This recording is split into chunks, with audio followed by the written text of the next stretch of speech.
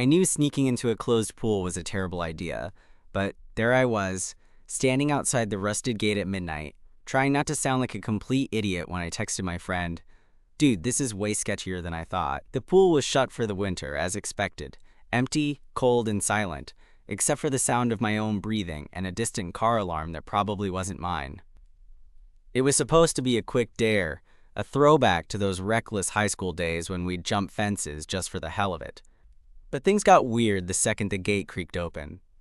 See, I didn't expect anyone to be here, especially not a lifeguard. I mean, it's mid-November, freezing, no swimmers, no summer to watch over. Yet when I finally edged the gate open, there he was, leaning casually against the lifeguard chair, looking way too chill for a guy standing guard at a place that should have been deserted. He had this kind of effortless cool going on, dark hair that looked slightly windswept, eyes sharp but kind, and a smile that didn't quite match the cold, vacant pool behind him. "Looking for a swim?" he asked, voice low, amused. I blinked. No. Just thought it'd be funny to see if anyone was actually guarding this place." He chuckled, a sound that somehow warmed up the night air. "Yeah, I'm here. Lifeguard duties. Even in the off-season. Gotta keep the ghosts away." I laughed nervously, scratching the back of my neck. "Right. Ghosts. Makes sense." His name was Matt. I found that out when he finally stepped down from the chair and unlocked the gate wider, motioning me in like I was some secret member of a weird underground club. "Come on, just for a minute." I hesitated. It was a stupid idea.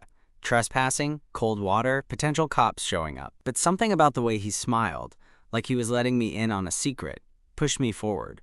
So yeah, I went in.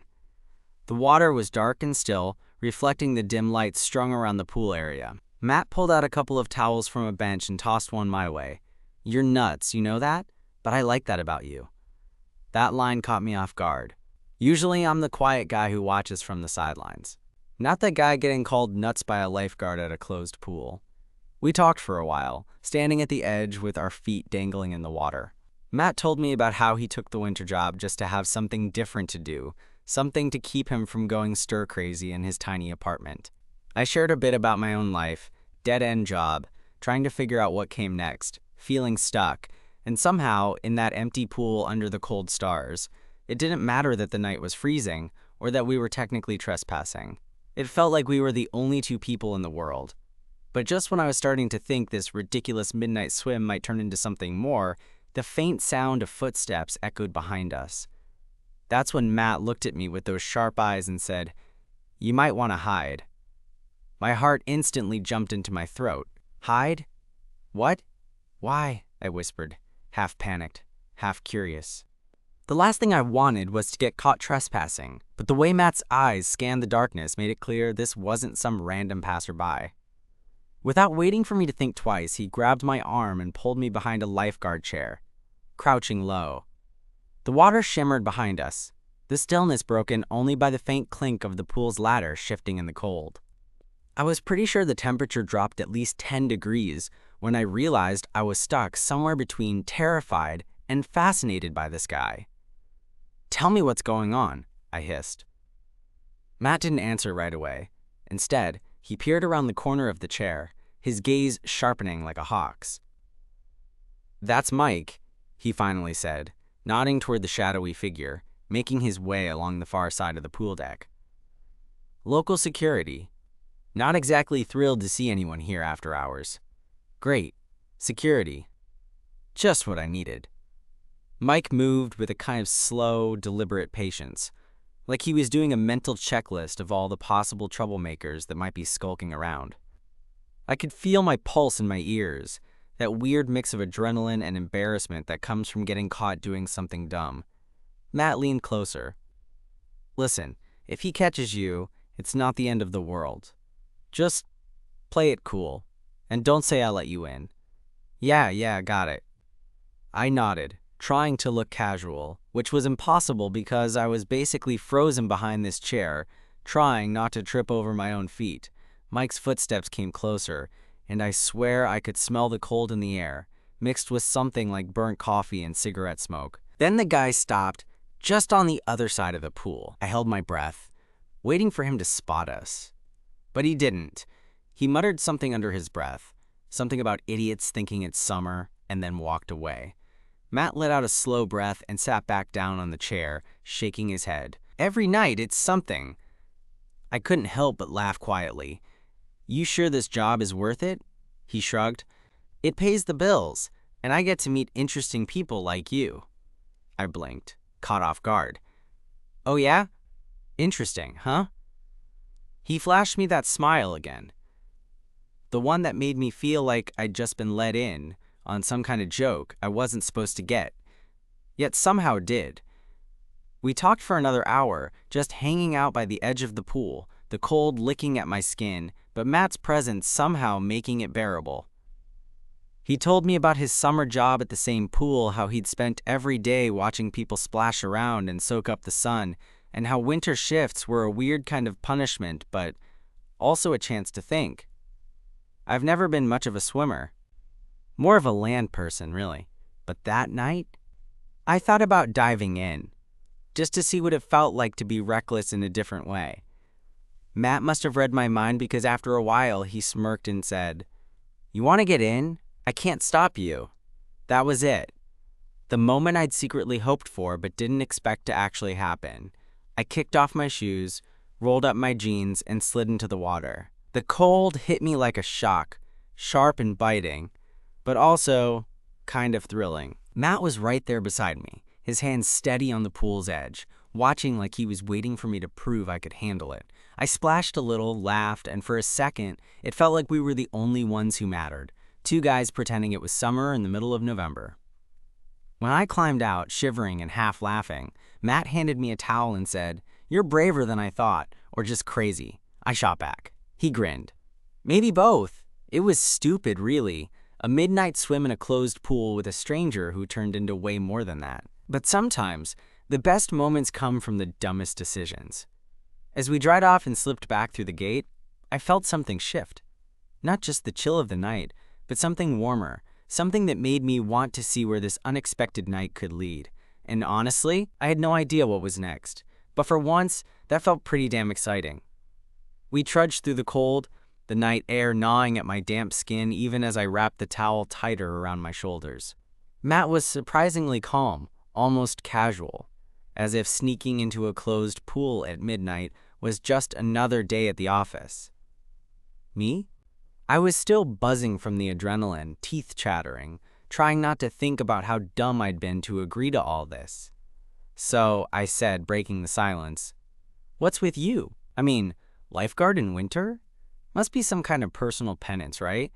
He laughed, the kind of warm sound that made me forget how freezing it was outside. "Nah, nothing that dramatic. Just needed a job, something to keep me moving through the winter slump. You know how it is." "Yeah," I nodded. "I do. Feels like time gets stuck sometimes, like you're just waiting for life to start again." Matt's eyes flicked over me, serious for a moment. "Exactly. I guess that's why I stick around here. It's quiet, predictable, but it's also kind of lonely." I felt a pang in my chest, like I wanted to reach out, to somehow fix that loneliness. But I didn't know how. Never been good with this stuff. Instead, I just said, "Maybe you don't have to be." He glanced at me sideways, a little surprised, I think, by how easily the words slipped out. And then, without missing a beat, he said, "Your trouble. Only the fun kind." I shot back, grinning. We started walking toward the parking lot, the pool fading behind us like some secret we were both now part of. The streetlights stretched long shadows on the pavement, and for the first time that night, I noticed how close we were walking, almost shoulder to shoulder. "So what's your story?" Matt asked casually. "You're not exactly the type who breaks into closed pools for kicks," I laughed, rolling my eyes. "Fair point. Honestly, I'm kind of stuck. Work's a dead end, and I'm not sure what I'm doing with my life. I guess I just needed a break from my own head." He nodded, quiet for a beat. "I get that. Sometimes you just need to shake things up, even if it means doing something stupid." "Yeah," I agreed, "like midnight swims with lifeguards." Matt grinned. Exactly like that. We reached his beat-up car, the one he parked under a flickering street lamp. He fished out his keys and tossed me a smile that made the night feel less cold, less lonely. You want to grab coffee? Warm up before you head home. There was no pressure in his voice, just an invitation. I hesitated for a second, because who was I to say yes to a stranger who might just be a figment of my reckless imagination? But then I thought, why not? Maybe this was exactly the kind of dumb, good idea I needed. Yeah, I said, grinning. Coffee sounds perfect. The place we ended up at was a little hole-in-the-wall cafe, still open late, the kind of place with peeling wallpaper and too strong espresso, but warm enough to melt the chill from my bones. We sat across from each other in a booth, awkward at first, but slowly falling into easy conversation. Matt had this way of listening that made me feel like I mattered, like my messy, boring life was worthy of being heard. I told him about my dead-end job, my fears about the future, the way I felt invisible most days, and he shared bits of his own story, about how he'd moved here after college, how the lifeguard gig was supposed to be temporary but had stuck longer than planned, and how sometimes he felt just as lost as I did.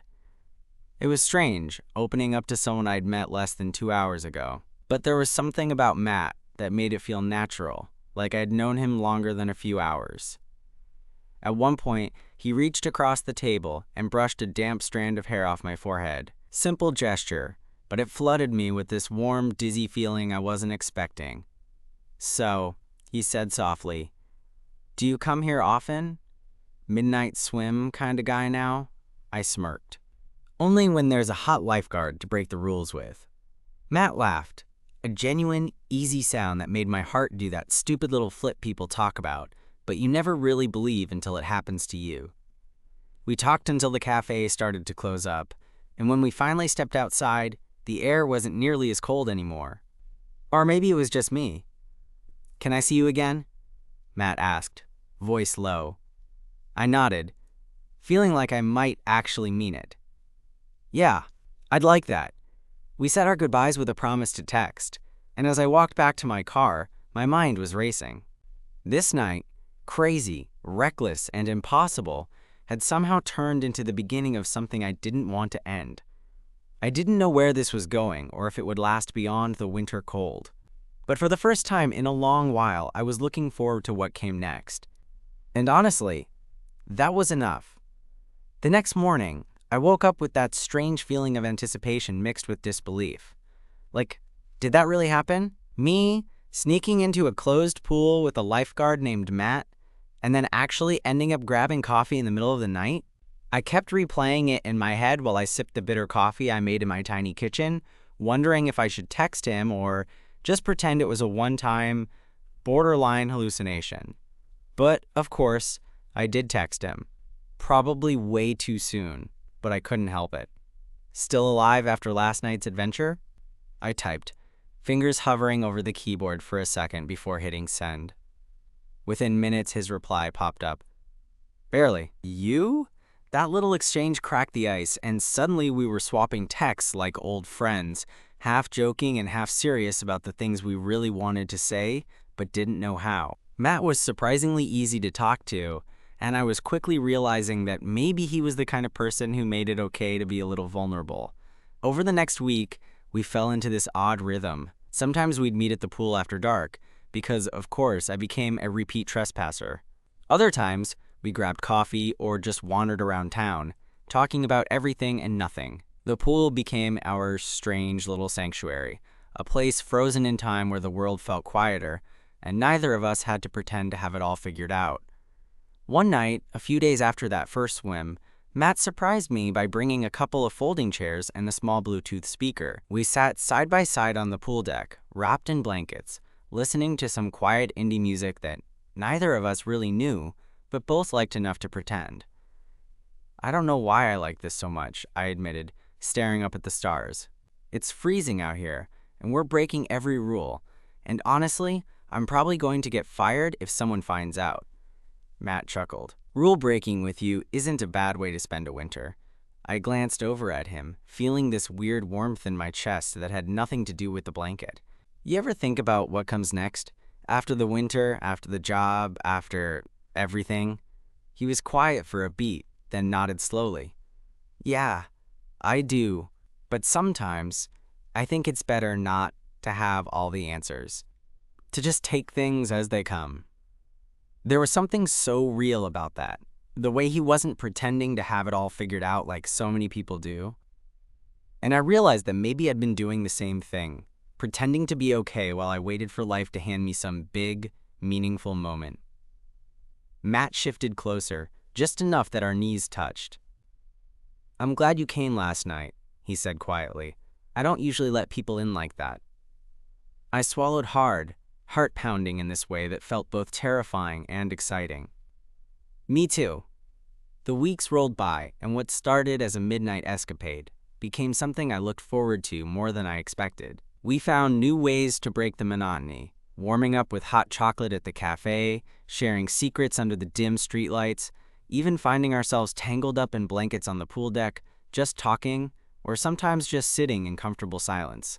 One night, after a particularly long talk about fears and failures, Matt surprised me by reaching out and taking my hand.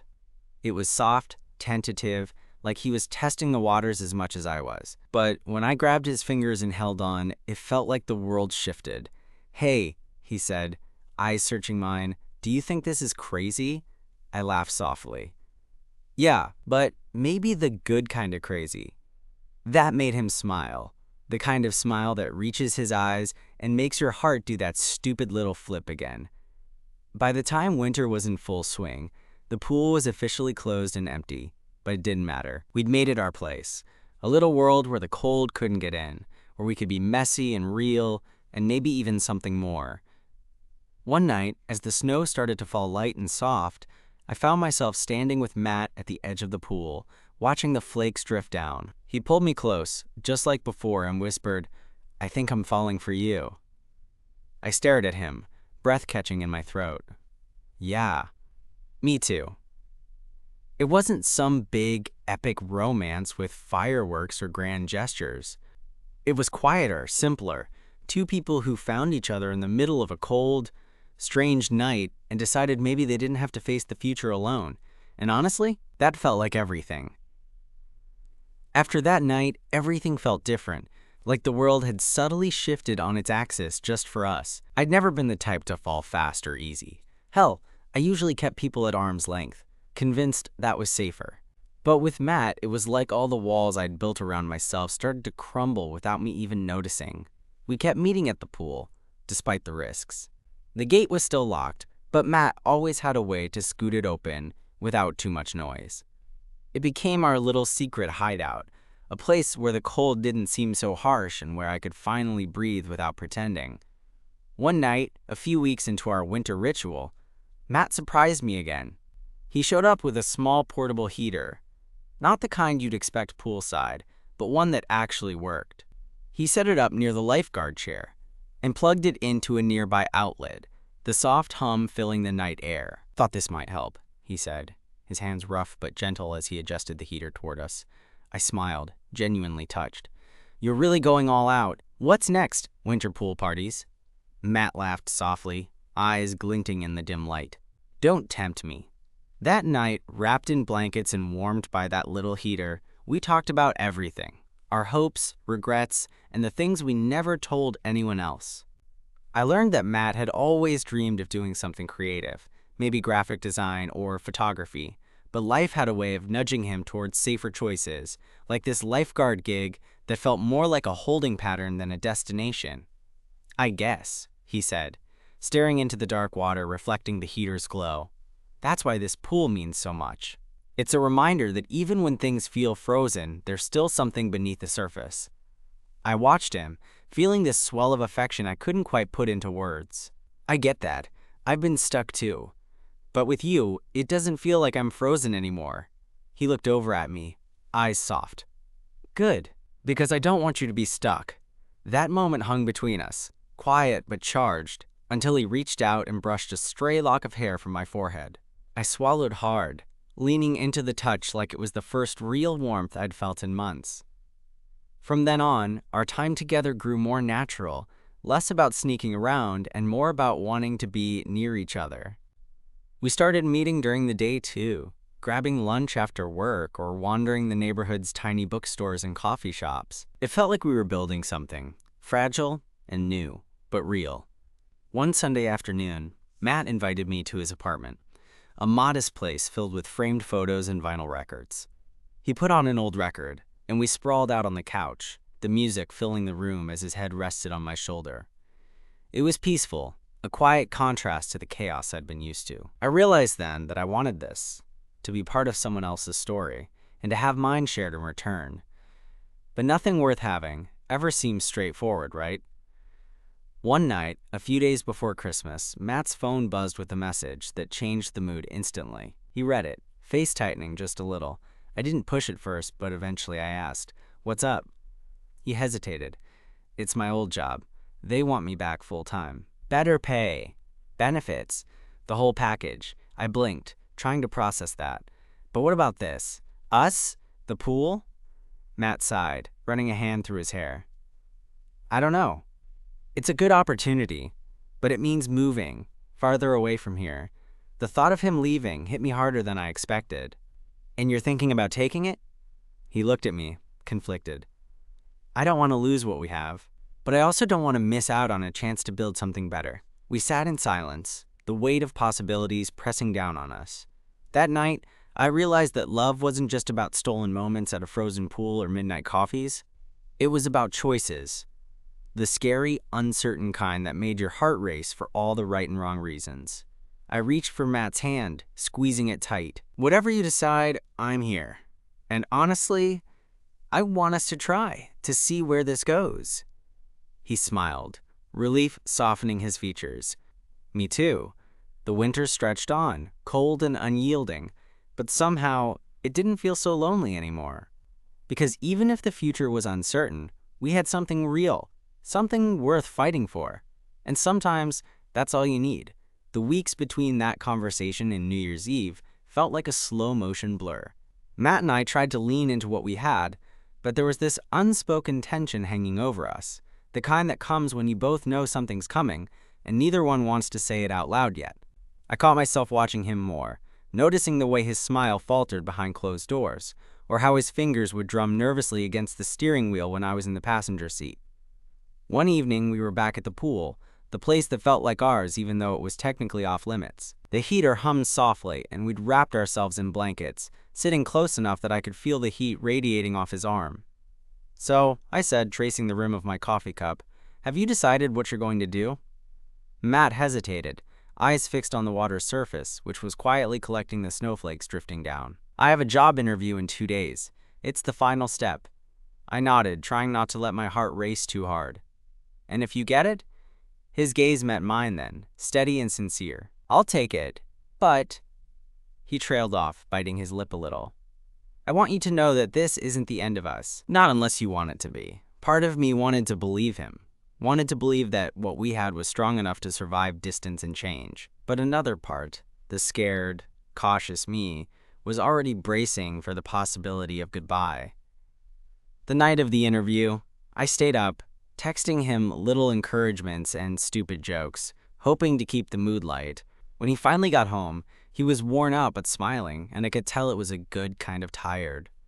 "I think it went well," he said, sinking down on the couch next to me. "They want to offer me the job. That should have been a moment of pure joy, but it felt bittersweet." I reached out and took his hand, squeezing it tight. "I'm proud of you," he smiled, leaning his head against mine. "Thanks. I'm scared, though. Scared of leaving this, us." We spent the next few days wrapped in each other, trying to hold on to the present while the future pulled us in different directions. The pool was still frozen, but it was warm now, filled with memories we'd carved out like little pockets of life in the middle of winter. Christmas came and went in a quiet blur, and before I knew it, it was New Year's Eve. Matt and I had planned a small get-together at his place. A few friends, some snacks, and the kind of laughter that makes you forget everything else for a while. But as the night wore on and the countdown to midnight approached, I could see Matt growing more distant, his smiles becoming more forced. When the clock struck 12, I pulled him aside, away from the noise and the party. "Hey," I said softly, "whatever happens, I want you to know you're not alone." He looked at me for a long moment, his eyes searching. Then he took a deep breath and said, "I'm going to take the job. I leave next week." The words hit me like a punch to the gut, and for a second, I couldn't breathe. But then I swallowed the lump in my throat and nodded, trying to hold it together. "Okay, then let's make the most of the time we have." The next few days were a whirlwind of goodbyes, last-minute adventures, and quiet moments where no one talked because words felt too heavy. We returned to the pool one last time, sitting on the deck wrapped in blankets, the cold air sharper than ever. "I don't want this to be the end," I whispered. Matt took my face in his hands, thumb brushing my cheek. "It's not. You and me, we'll figure it out." But even as he said it, I could see the weight of uncertainty in his eyes. Long distance is a cliche for a reason, and deep down I knew it would test us in ways we couldn't predict. The morning he left, I drove him to the airport, the car filled with a silence that felt too loud. At the terminal, we hugged tight, the kind of hug that tries to hold on to everything without letting go. "Text me when you land," I said, voice trembling. "I will. I promise." As he walked away, I stood there watching until he disappeared behind the gate. My heart ached in a way I didn't expect, like a part of me had gone with him. The days that followed were a strange mix of hope and loneliness. We texted constantly, late into the night, sharing the mundane and the meaningful. But it wasn't the same as being there, in the same room, stealing warmth from each other on a cold night. One evening, a week after he left, I found myself back at the pool, standing at the edge of the empty water. The heater was gone, the blankets packed away. It felt colder than ever, like the place had lost its magic without him. I pulled out my phone and stared at his last message. "Miss you," I typed back, fingers trembling. "Miss you too." And in that moment, I realized that love wasn't about never feeling the cold or fear. It was about holding on, even when everything else felt like it was slipping away. Because sometimes, the biggest risks lead to the most unexpected, beautiful beginnings. And I was willing to take that chance. The winter dragged on, colder and quieter than I thought I could handle. The pool stayed closed, its surface frozen and empty, like a reminder of what was missing. Matt was hundreds of miles away now, chasing that new job, building a life that didn't include our secret midnight swims or whispered conversations under streetlights. And I was here, trying to figure out how to be okay without him. But even in the distance, something had changed inside me. I wasn't the same guy who'd nervously slipped through that rusty gate months ago. I'd learned what it felt like to share a real connection, the kind that cracks open the walls you build around yourself, the kind that makes you want to be braver, even when it's scary. One chilly evening about 2 months after Matt had left, my phone buzzed with a message that made my heart stutter. It was him. "Back in town for a few days. Want to meet?" I didn't hesitate. Within the hour, I found myself pacing near the pool, the place that had become our quiet sanctuary.